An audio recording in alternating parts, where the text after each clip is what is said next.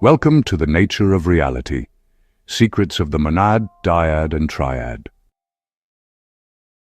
Across many of the world's ancient philosophical and religious traditions, the nature of reality was described through a sequence of fundamental principles represented by the numbers 1, 2, and 3. These were not merely numerical values, but metaphysical symbols used to answer a perennial question. How does unity give rise to multiplicity? The monad signified the original and undivided principle, the supreme one or source from which all existence flows. The dyad introduced distinction, polarity, or otherness, the emergence of a second term that makes relation, contrast, and movement possible. The triad then served as the mediating and generative resolution between the two, producing the structured multiplicity of the world. This pattern, from 1 to 2 to 3 and then to the 10,000 things of manifest reality, appears repeatedly across civilizations. While different traditions develop their own symbolic expressions, the underlying structure remains strikingly consistent. In Gnostic cosmology, the monad unfolds into paired emanations and eventually a triadic divine family. In Pythagorean and Platonic thought, the one and the indefinite dyad generate number and form, with the triad representing harmony and completeness. In Taoist cosmology, the Tao produces unity, unity produces yin-yang duality, and the interplay of these produces the dynamic third that generates all phenomena. Though these frameworks differ in theology, tone, and metaphysical emphasis, they each articulate a similar logic of unfolding. Unity gives rise to duality, and duality achieves expression through a synthesizing third term. A key emblem of this progression appears in the Pythagorean tetractys, a triangular figure composed of 10 points arranged in rows of 1, 2, 3, and 4. The first row represents the monad, or pure unity, the second, the dyad, or the first differentiation, the third, the triad, or the reconciliation of opposites, and the fourth, the tetrad, symbolizing the formed cosmos. To the Pythagoreans, this figure contained the archetypal structure of reality itself, a symbolic map showing how the one becomes the many. Today, we will explore an examination of how this monad-dyad-triad sequence functions in three major contexts. Gnostic cosmology, where emanation from the monad generates divine hierarchies and ultimately the material world. Pythagorean and Platonic metaphysics, where the one and dyad serve as generative principles of number, form, and being. And Taoist cosmology, where unity divides into complementary forces whose dynamic harmony produces the living world. By comparing these traditions, we can see that the sequence from 1 to 2 to 3 is not a cultural accident, but a recurring conceptual grammar through which ancient thinkers sought to understand reality's structure and origin. The Gnostic monad as source and the first emanations. In Gnosticism, the concept of the monad features prominently as the ultimate, ineffable source of all being.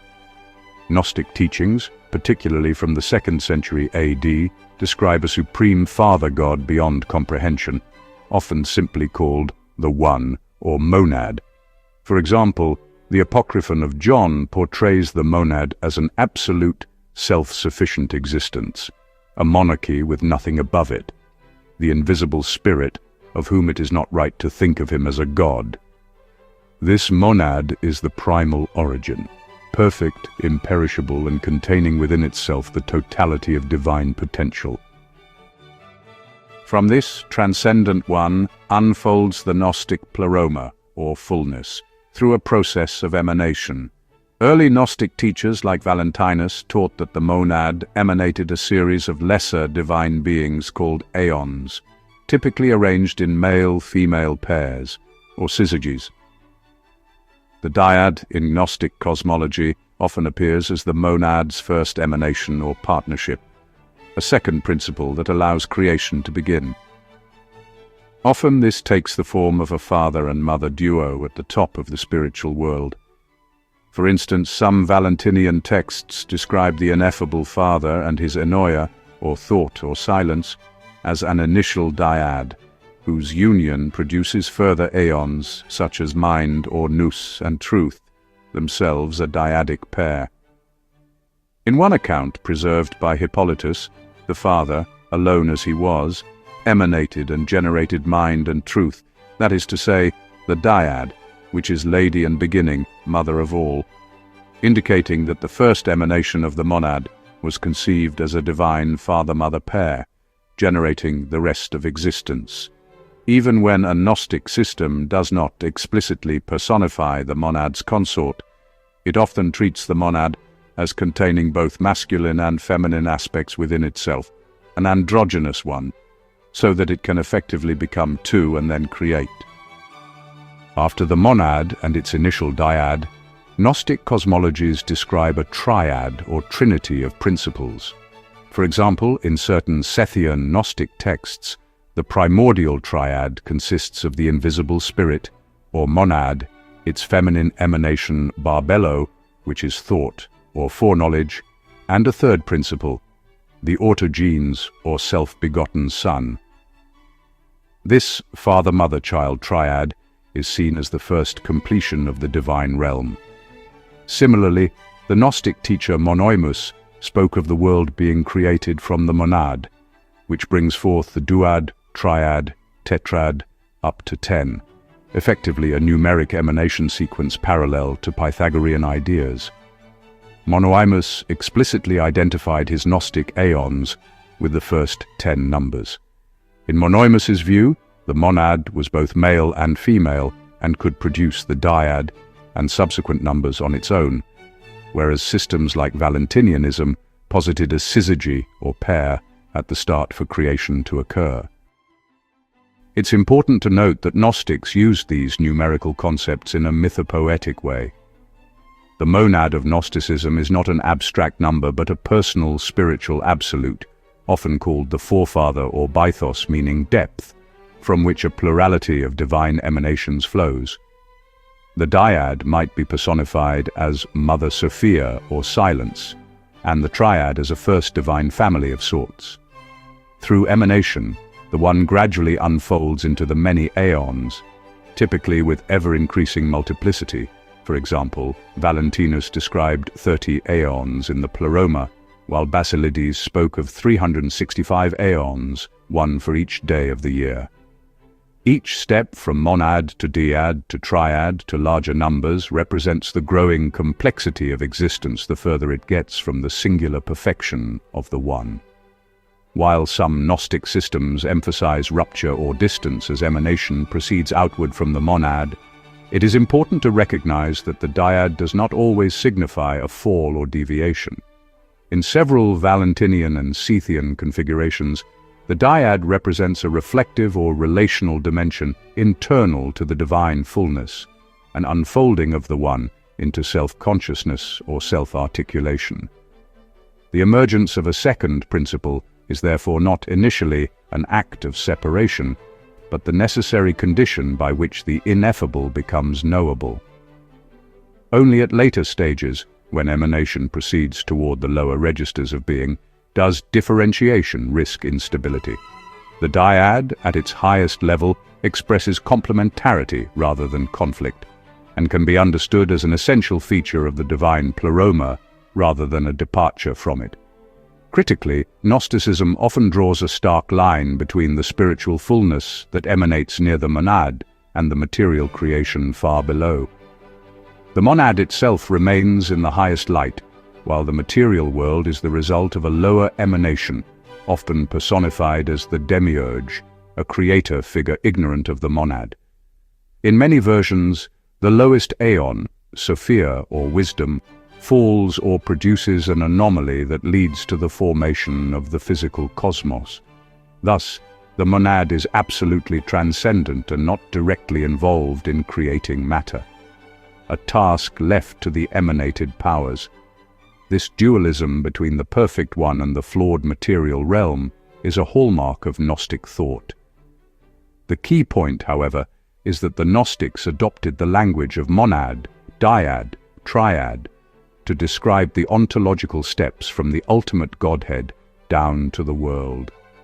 The monad as the true God, dyads as the first emanated principles, and triads as balanced relations, as described in the tripartite tractate. The Church Father Hippolytus even remarked that Gnostics borrowed this framework from the Pythagoreans, who taught that the first thing that came into existence was the monad, which begat the dyad, which begat the numbers, which begat the point. In other words, the Gnostics adapted the ancient philosophical concept of a primordial one unfolding into multiplicity, giving it a mythological and religious spin. Pythagorean and Platonic views, cosmic numbers and principles. Long before the rise of Gnosticism, we find the seeds of these ideas in Pythagorean and Platonic philosophy. The Pythagorean school, from the 6th to 5th century BC, revered numbers as the fundamental reality, and they gave special status to 1, 2, and 3 as the building blocks of a four-dimensional creation. In Pythagorean cosmology, the monad was the first principle, the origin of all things, and the indefinite dyad was the second principle, associated with matter or plurality. Ancient Pythagorean doctrine states, the first principle of all things is the monad. From the monad comes the indefinite dyad, subsisting as matter in relation to the monad, which is cause. And from the monad and the dyad come the numbers. From the numbers, points, from points, lines, from lines, two-dimensional shapes, from two dimensions, three-dimensional forms, and from these, the perceptible bodies from which the cosmos is formed. Here we see a clear stepwise emanation. The one gives rise to two, which gives rise to number, then geometry, and finally the physical elements. The monad in this view is essentially unity, or the divine one, and the dyad is the first division, sometimes described as the unlimited or the principle of diversity that the one generates. Pythagoreans often called the monad and dyad by other names, for example, bound and infinity, the monad being the limiting, defining principle, and the dyad the limitless openness or chaos that needs form. Through their interaction, all definite things emerge. The triad, or three, was likewise sacred to the Pythagoreans as the first whole number beyond the polarity of two. They saw the number 3 as signifying harmony and completeness, the union of thesis and antithesis into synthesis. In the Pythagorean view, 1 plus 2 plus 3 plus 4 equals 10. And this decad of 10 was the perfect number encompassing the entire universe. The special status of the triad is further clarified when considered in geometric terms. 1 point has no extension. 2 points establish only a line of pure directionality. But 3 points define a plane, introducing the possibility of stable form. The triad therefore marks the threshold at which structure becomes possible. Where the monad symbolizes unity and the dyad polarity, the triad signifies the first condition of coherence, an arrangement capable of sustaining proportion, harmony, and measure. This geometric significance underlies the Pythagorean reverence for the triad and explains why it is regarded not merely as a midpoint between one and many, but as the generative principle through which ordered reality is made thinkable. The famous Pythagorean tetractys is a triangular arrangement of 4 rows of dots, 1, 2, 3, 4, which add up to 10. The rows correspond to the monad, dyad, triad, and tetrad, and the Pythagoreans imbued this diagram with deep cosmological meaning. According to later Pythagorean sources, the first row, or monad, symbolizes unity, the divine one. The second row, or dyad, symbolizes power or expansion, sometimes described as the limit and unlimited duality. The third row, or triad, symbolizes harmony, and the fourth, the tetrad, symbolizes the cosmos itself. In geometrical terms, these numbers correspond to dimensions.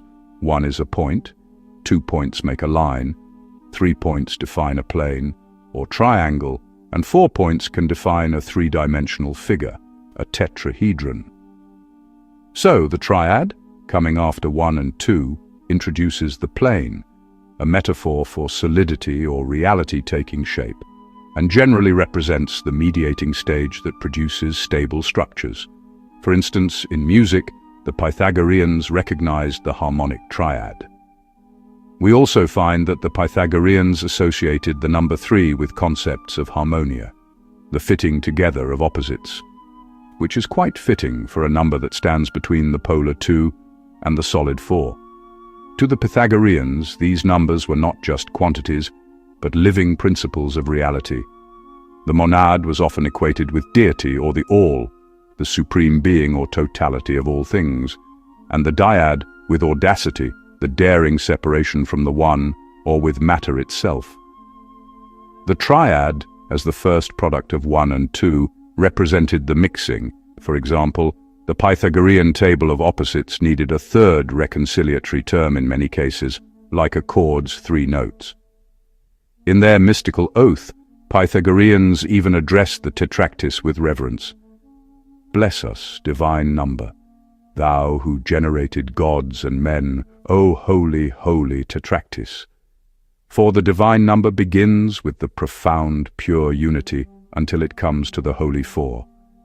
Then it begets the mother of all, the all-comprehending, all-bounding, the firstborn holy 10. This shows that the progression 1, 2, 3, 4, monad, dyad, triad, tetrad, was understood to generate gods and men, the entire order of existence. In short, Pythagorean cosmology provides an explicit template of reality emerging from the monad to dyad to triad, with each stage having metaphysical significance. Platonic philosophy inherited and modified many of these ideas.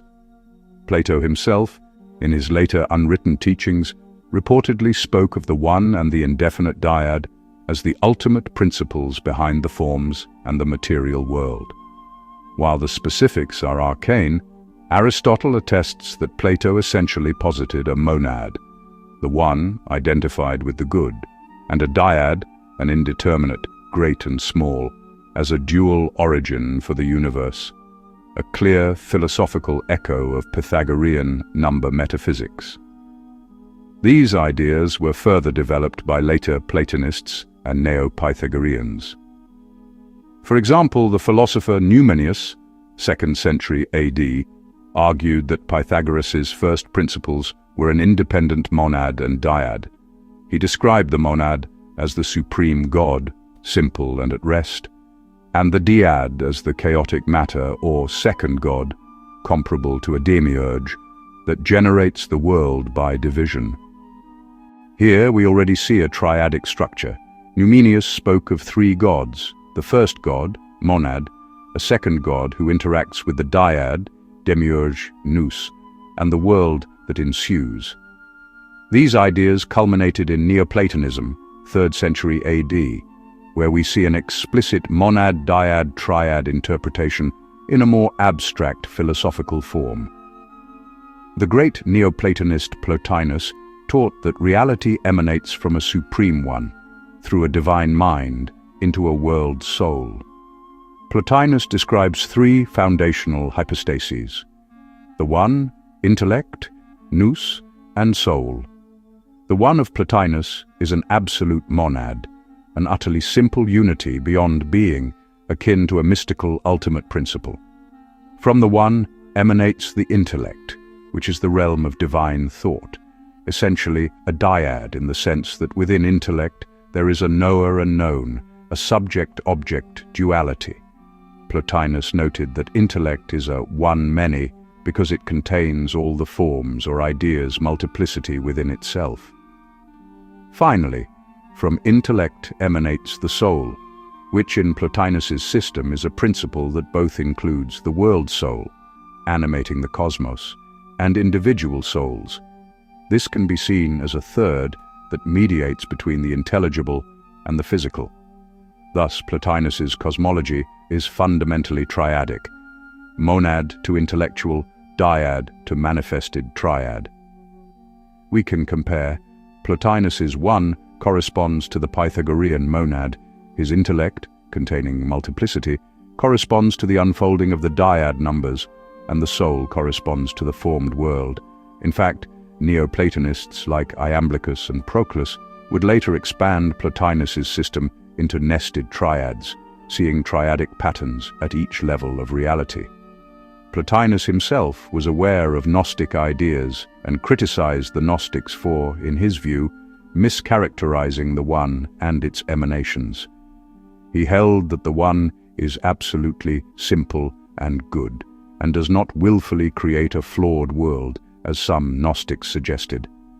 Nonetheless, even in his polemic, Plotinus is operating with the same conceptual toolkit of a supreme monad, giving rise to a secondary principle and a tertiary one. The philosophical triad of one new soul thus parallels the theological triads and numerological models we see elsewhere, but in a more impersonal and intellectualized manner. It's noteworthy that later Christian mystics would merge this line of thought with theology, speaking of one divine ousia in three hypostases, essentially a monad that is also triad, as in the doctrine of the Trinity. This shows the enduring influence of the monad-triad idea.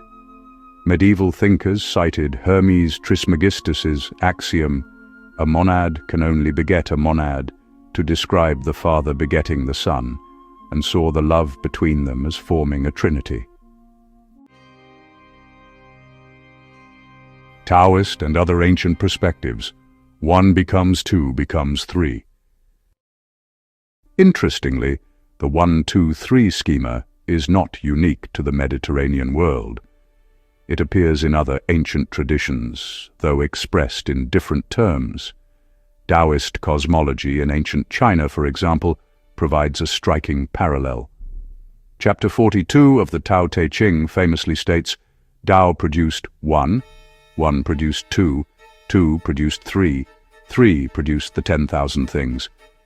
In this aphorism by Laozi, the Tao, or Tao, is the primordial reality, an unnameable source akin to a monad. Tao is often described as the formless, unitary origin of heaven and earth. From the Tao arises the One, which we can interpret as the first differentiation. Some commentators equate this One with Qi, the primal energy, or with Taiji, the great ultimate, essentially the initial unity of existence. The two refers to yin and yang, the fundamental dual poles, negative and positive, receptive and active, that emerge from the One. With two, the cosmos now has polarity, much like the appearance of a dyad. Then, two produced three, and this three in Taoist thought is often understood as the harmonious interplay of yin and yang. Laozi elaborates that all things carry yin and embrace yang, and through the blending of qi, or breath and energy, they achieve harmony. That qi, or life force, born from the balance of opposites, is essentially the third principle uniting the two. In some interpretations, three has been taken more concretely as heaven, earth, and humanity, the triad of the universe. But the most common reading is that three equals yin plus yang plus the balanced union between them. From this triad of forces, the text says, "Come the 10,000 things," which is a Chinese idiom for the myriad phenomena, or all of creation. Thus, Taoism presents a cosmogony where an original oneness gives rise to two-ness, that is, cosmic duality, and then through their interaction, a third creative factor generates the multiplicity of the world.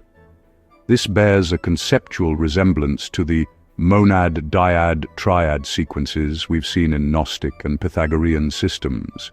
The flavor, however, is different. The Tao is an impersonal, natural principle. Yin and Yang are complementary opposites rather than a moral or gendered pair, and the three is an emergent harmony rather than an anthropomorphized trinity. Yet the logical progression, unity to duality, to trinity to infinity, is remarkably congruent. We even find Chinese sources correlating the numbers with these stages. For example, the Tongsuan, or Huahu Qing, attributed to Laozi, reiterates, 1 generates 2, 2 generates 3, 3 generates all things.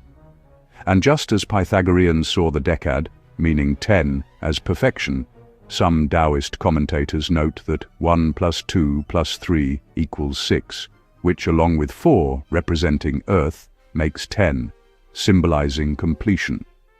In the Chinese decimal cosmology, 10 symbolizes all, as in the 10 heavenly stems.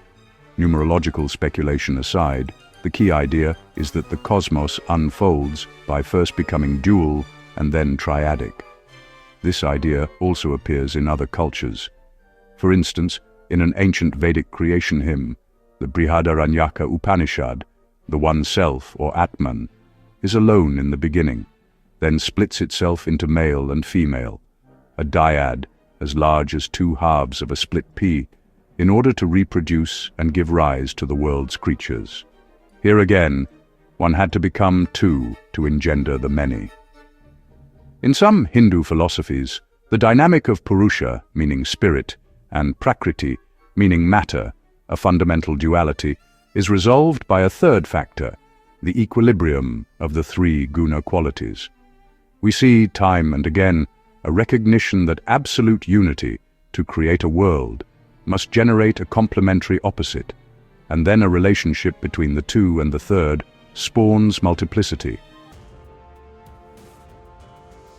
Unity, duality, trinity as cosmic archetypes.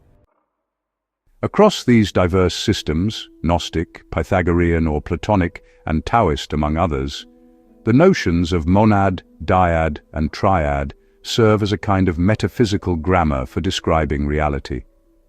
There is a striking convergence in the idea that creation is a staged process.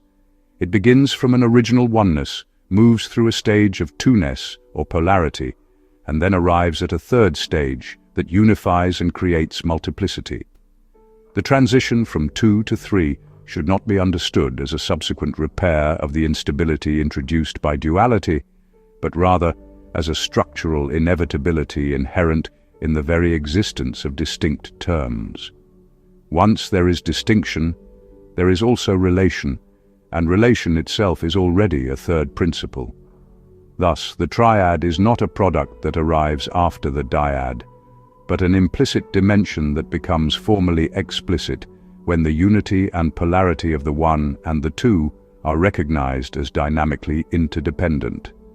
The triad names the relational intelligibility that allows differentiation to be coherent rather than chaotic. In this sense, the triad is the first true expression of ordered existence. This shared conceptual framework suggests that the human intellect, when grappling with the mystery of how does the many emerge from the one, has repeatedly gravitated to the numbers 1, 2, and 3 as symbolic answers. The enduring triadic pattern. Across these diverse traditions, the sequence from 1 to 2 to 3 is not merely a numerical progression, but a structural insight into how reality is conceived to arise. The monad signifies undivided origin. The dyad introduces contrast, distinction, or polarity, and the triad provides a mediating relation through which multiplicity becomes possible. Whether expressed through the mythic emanations of the Gnostic pleroma, the numerical metaphysics of the Pythagoreans and Platonists, or the natural cosmology of Taoist yin-yang dynamics, the same fundamental pattern appears. Unity must become differentiated to generate a world, and differentiation must be resolved through a harmonizing third principle for ordered existence to emerge. This recurrence suggests that the 1-2-3 sequence functions not as a local doctrine of any single culture, but as a cognitive and metaphysical model that ancient thinkers across civilizations found necessary for explaining the transition from absolute unity to the complexity of lived reality. Each tradition shaped the terms and implications of this pattern according to its own theological, philosophical, and cosmological aims, yet the underlying structure remains consistent. By recognizing this shared architecture, we gain a clearer view into how ancient thought approached the problem of origins. Creation is not a sudden leap from one to many, but a graded unfolding in which unity generates polarity, and polarity achieves coherence through a synthesizing third. The monad, dyad, and triad therefore stand as enduring archetypes through which human reflection has sought to understand how the world comes to be, and how the many can never be fully separated from the one.